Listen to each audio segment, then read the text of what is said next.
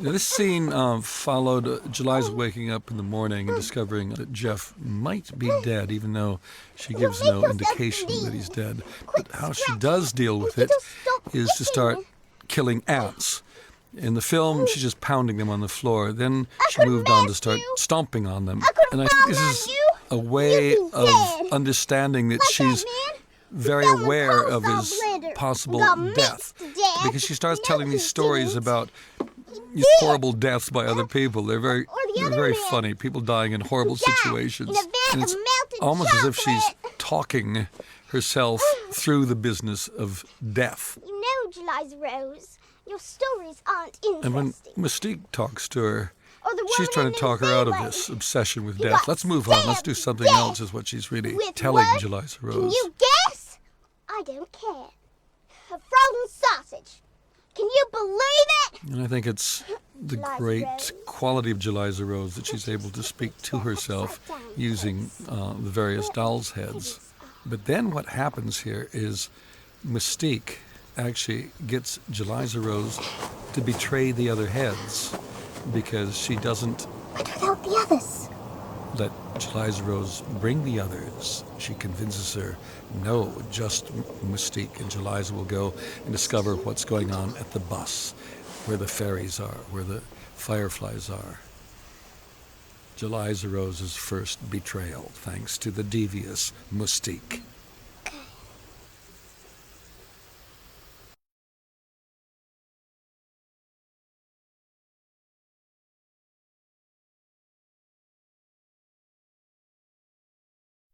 Closer, Jeliza-Rose.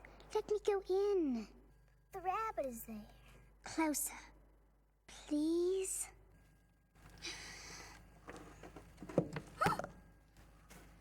I'm falling very slowly, dear. Mystique! The sides of the hole are filled with cupboards and bookshelves. Now, in the original Can you hear me? cut of the film, we had this sequence where we discover how Jeliza-Rose makes her little friends. The beginning.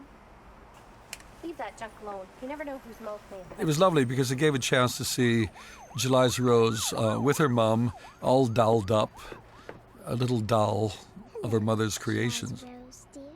And it was also intriguing that Mystique already was speaking to her, even before she met her. Mystique. Come on. Mom, What? please. It's also good to see Jennifer in her heyday. $1. Her mom, look at that outfit. And what a buck will buy these days is eternal friendship. And you pick the others.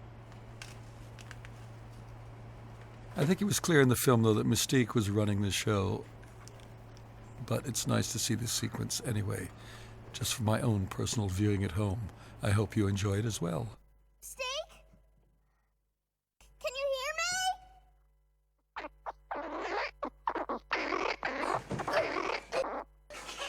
This scene took place after Jeliza-Rose is at the mirror putting on the wig, and the squirrel appeared.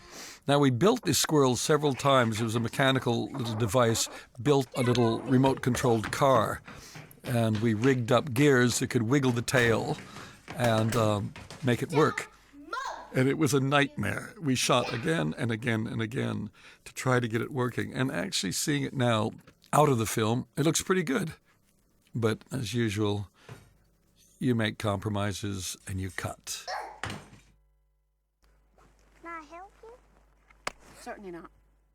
Interesting thing here, which we had in the film, were these flowers. They ended up I have none more to say to you. being plastic because the weather was so bad and we couldn't get them. And we did have a scene, which you're not going to see, which had Dell planting these flowers. So it seemed she was planting plastic flowers around the prairie. A strange idea, but a pretty idea. I fought squirrels, you know. And I ate too. We shortened this scene. It just seemed long in our first cut, but it has some lovely moments like that she eats and she hunts squirrels. And it is a quiet moment with young Jeliza. You never know when you make these cuts whether the film is better at a nice slow pace or at a little perkier pace. Not yet. we went for perkier.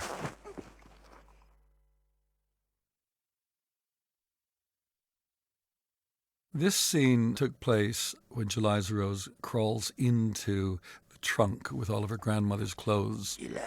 She thinks she's a squirrel and she falls asleep. We see her outside asleep. And then she has this dream. And it's our bog man, which we've spent a fair amount of effort creating and then puppeting. It was a great shame to cut it out, but it didn't seem necessary, and we found a quicker way of bringing her out of her little dream, which was her head falling over, the doll's head falling over, and suddenly her own eyes are there. Oh, there's not a thing for you to worry about, my little girl.